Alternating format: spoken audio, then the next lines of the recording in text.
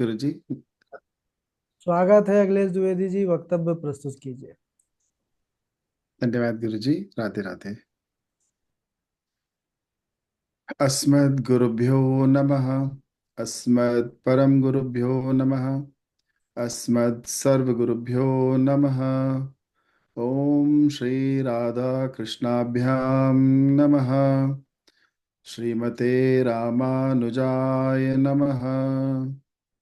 ओम लंबोदरम परम सुंदरमेकदंतं पीतांबरं त्रिनयनं परमं पवित्रम् उद्यद्दिवाकरनिभोज्जलकान्तिकान्तं विघ्नेश्वरं सकलविघ्नहरं नमामि।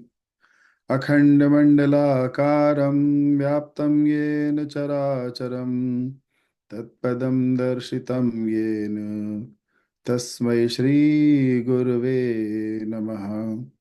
नारायणं नमस्कृत्य नरं चैव नरोत्तमं देवीं सरस्वतीं व्यासं ततो जयमुदीरयेत्। श्रीरामचन्द्रचरणौ मनसा स्मरामि।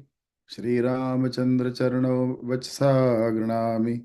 श्रीरामचन्द्रचरणौ शिरसा नमामि। श्रीरामचन्द्रचरणौ शरणं प्रपद्ये। माता रामो मत्पिता रामचन्द्रः स्वामी रामो मत्सखा रामचन्द्रः सर्वस्वं मे रामचन्द्रो दयालुर्नान्यं जाने नैव जाने न जाने। रामाय रामभद्राय रामचन्द्राय वेधसे रघुनाथाय नाथाय सीताय पतये नमः। अञ्जनानन्दनं वीरं जानकी शोकनाशनं कपीशमक्षहन्तारं वन्दे लङ्काभयङ्करं। मूकं करोति वाचालं पङ्गुं लङ्घयते गिरिं यत्कृपातमहं वन्दे परमानन्दमाधवम्। भक्ति भक्त भगवंत गुरु चतुरनाम बपु एक। इनके पद बंदन किए नासत विघ्न अनेक। अखिल ही प्रत्ययनीय परमात्मा पुरुषोत्तम गुणगण निलय कौशल्यानंद नंदन परम ब्रह्म परम सौंदर्य माधुर्य लावण्य सुधा सिंधु परम आनंद रस सार सरोवर समुद्भूत पंकज कौशल्या आनंद वर्धन अवध नरेंद्र नंदन श्री रघुनंदन विदेह वनस वैजयंती जनक नरेंद्र नंदिनी भगवती भास्वती पराम्बा जगदीश्वरी माँ सुनयना की आंखों की पुतलिका विदेहजा जनकजा जनकाधीराज तनया जनकराज विकिशोरी वैदेही मैथिली श्री राम प्राण वल्लभा श्री जानकी जी। इन दोनों युगल श्री सीता रामचंद्र भगवान के चरणों चरण कमलों में कोटि कोटि नमन नतमस्तक वंदन एवं अभिनंदन। चारों भैया चारों मैया को कोटि कोटि प्रणाम। अनंत बलवंत गुणवंत श्री हनुमंत महाराज के चरणों में बारंबार नमस्कार। समस्त संपस्थित भगवत भक्त श्री राम कथा अनुरागी सज्जनों देवियों, आप सभी को कोटि कोटि नमन। जैसा गुरु जी हर वक्तव्य में कहते हैं कि, और बहुत सच बात है ये, कि कई कई जन्मों के पुण्य जब उदय होते हैं तब ऐसी कथाएं सुनने का, कहने का ऐसा अवसर सुअवसर प्राप्त होता है। और श्री वेद रूपी वाल्मीकि रामायण की इस रस राम कथा को सुनने का जो हम लोगों को अवसर मिला है, उसके लिए गुरु जी को और हम परम पिता परमेश्वर को बहुत बहुत धन्यवाद। इससे पहले कि हम कथा में प्रवेश करें इससे पहले मैं एक और बात बोलूं कि गुरु जी की कथा में लिखा था कि राम का नाम बोलिए गाइए।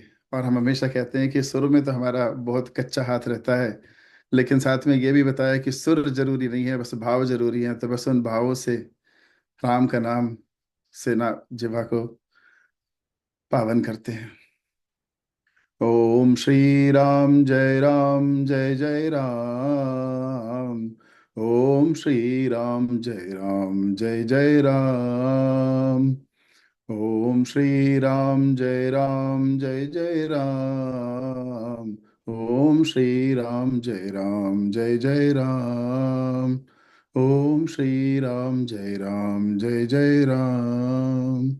ओम श्री राम जय जय राम।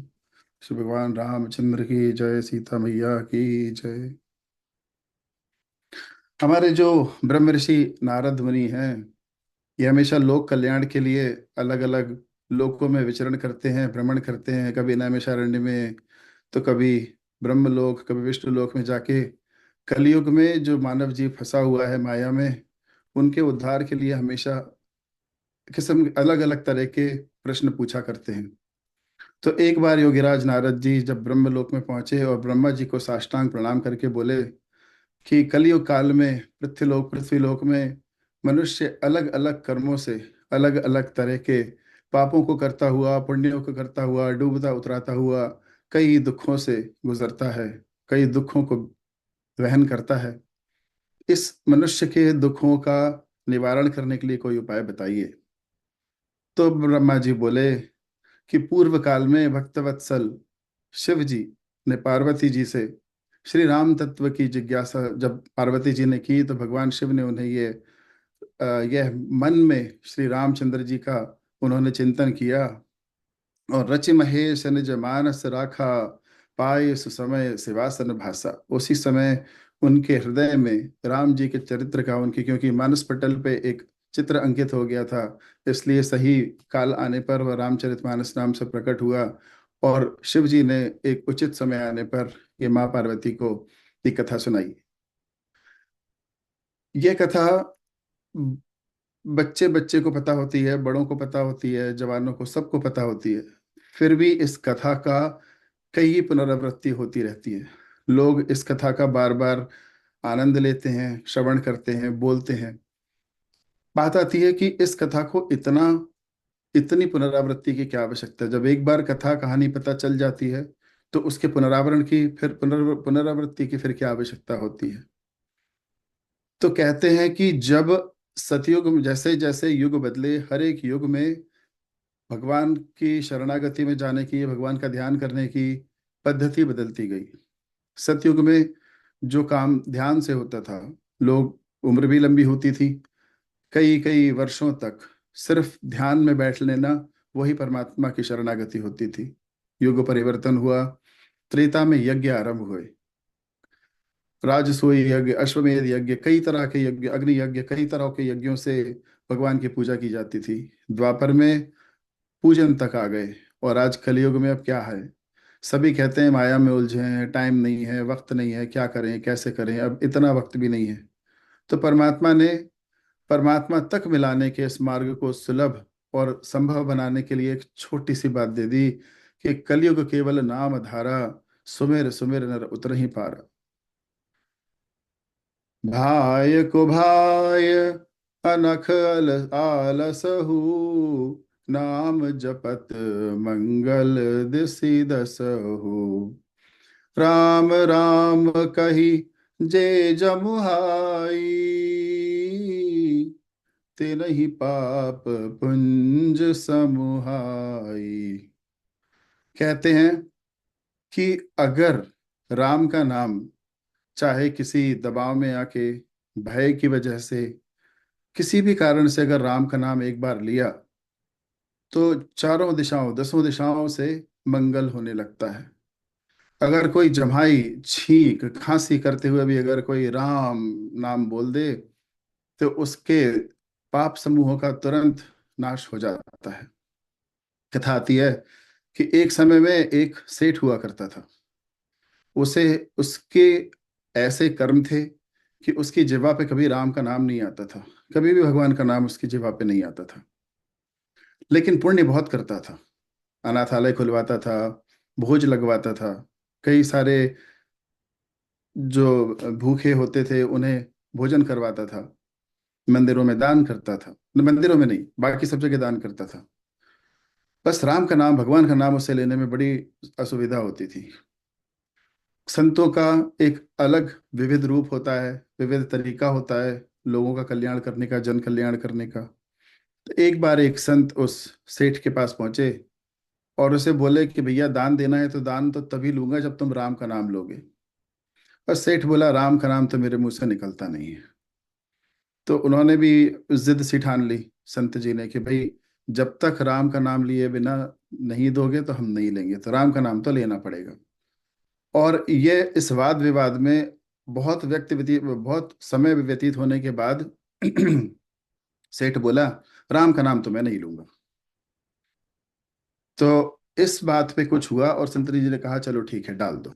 और उन्होंने दान लिया, भिक्षा ली और आशीर्वाद देकर चले गए। समय आया, सेठ का काल इस पृथ्वीलोक पे खत्म हुआ। और जब यमदूत लेने आए तो उसे नरक के रास्ते घसीट के ले जाने लगे।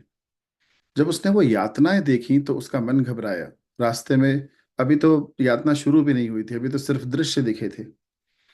और जब उसने ये यातना देखी तो उसने यमदूतों से कहा कि पूरा जीवन मैंने लोगों का कल्याण, जन कल्याण में, दान करने में, पुण्य करने में लगाया, तो आज मेरी ये गति क्यों? यमदूतों ने कहा कि तूने कभी गलती से भी राम का नाम नहीं लिया। अब जब जीवन इतना बड़ा होता है और आदमी ने बिल्कुल ही समय व्यतीत ना किया हो तो उसे भी सोचने को समय समय लगता है। उसे एक समय तो लगा सेठ को, लेकिन फिर जब उसने विचार किया तो उसने बोला रुको रुको रुको। एक बार जब एक संत आए थे तो मैंने गलती से कह दिया था कि राम का नाम तो नहीं लूंगा। और जब ये बात यमदूतों ने सुनी और उसके लेखे जोखे को फिर से जब उन्होंने ध्यान दिया तो देखा कि हाँ, राम का नाम तो उसने लिया था। और तभी उस सेठ के सूक्ष्म शरीर को नरक की यातना भोगने से बचा के उसे उसकी अच्छी गति के लिए उसे और अवसर प्रदान किए गए। तो ये है, सिर्फ एक बार कोई आदमी गलती से भी अगर राम का नाम ले दे। एक विद्यार्थी एक गुरुकुल में शिक्षा प्राप्त करने को आया। और जब उसने गुरुकुल में आके बोला कि मुझे आपके गुरुकुल में शिष्य बनना है, तो गुरुजी का एक विधान था। वो बोलते थे कि विधान, एक तरीका था उनका, एक पद्धति थी अपने गुरुकुल में लोगों को दाखिला देने के लिए, बच्चों को। उनके पास एक तोता था।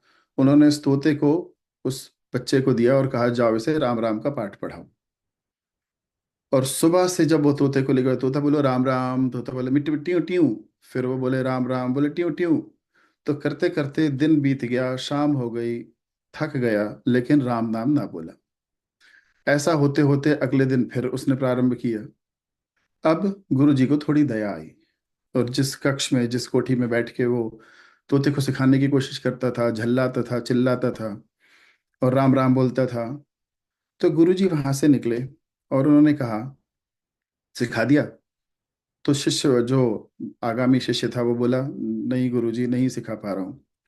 तो गुरुजी बोले कि पहले इस राम के नाम का आनंद तो खुद उठाओ और फिर देखो तुम्हें कैसा लगता है। क्या तुमने इस राम नाम को महसूस किया?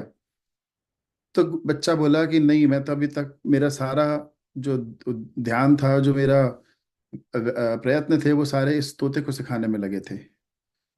बस इतना कह के, बस जब गुरुजी चले गए और शिष्य के मन में ये बात बैठी, उसने तोते को सामने रखा और बस बोलना शुरू किया, राम राम राम राम।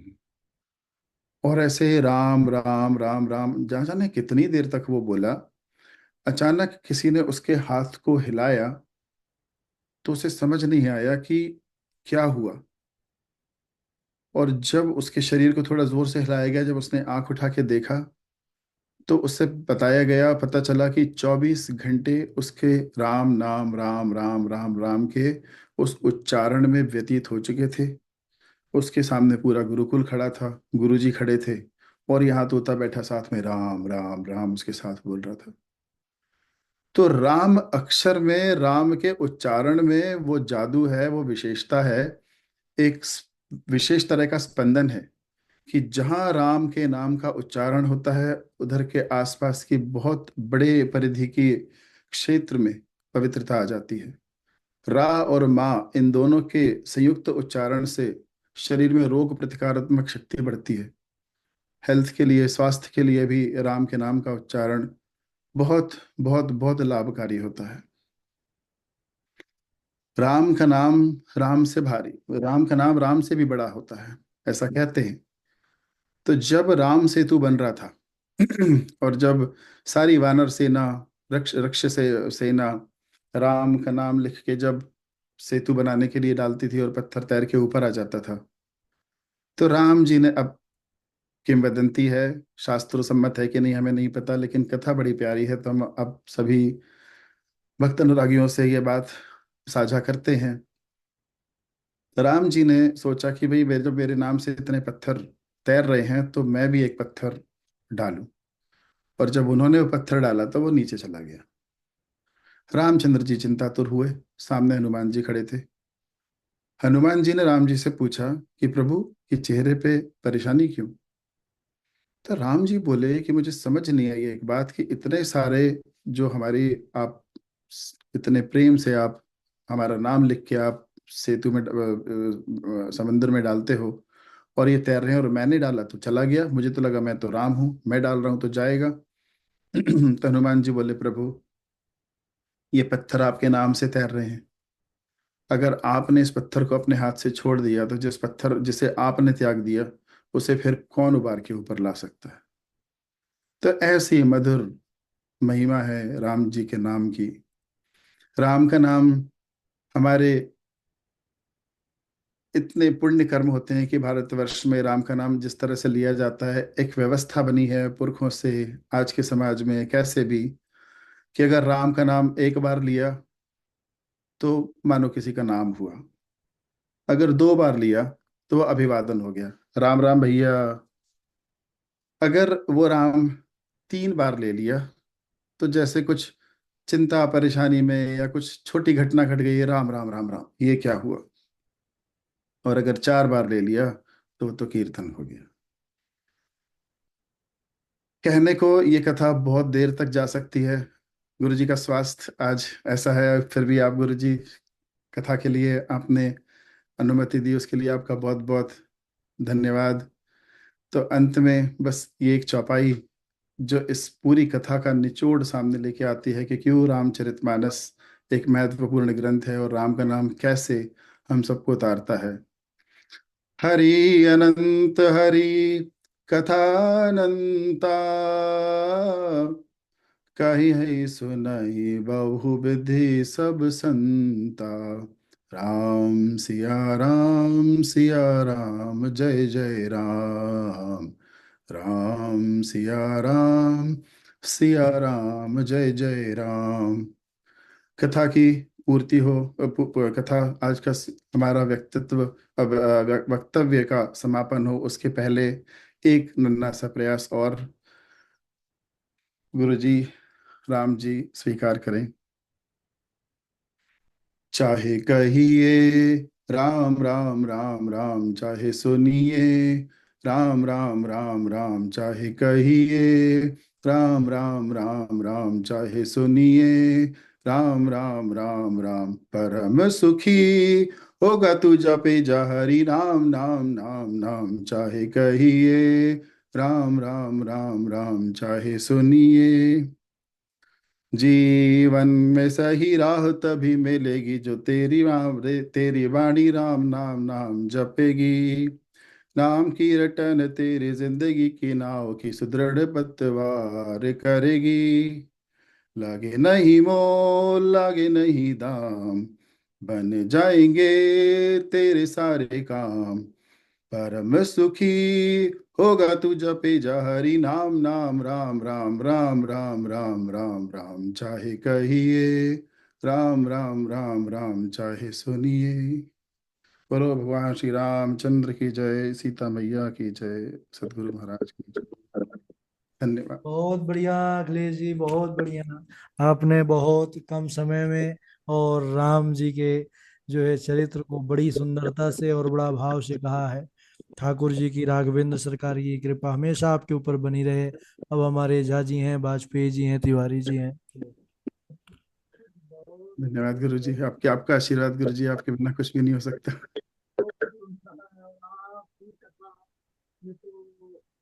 कमाल कर दी है। जय राम, जय श्री राम, जय। आप तो द्विवेदी बोल जी, रहे हैं, आप ज्यादा आवाज बहुत कम है।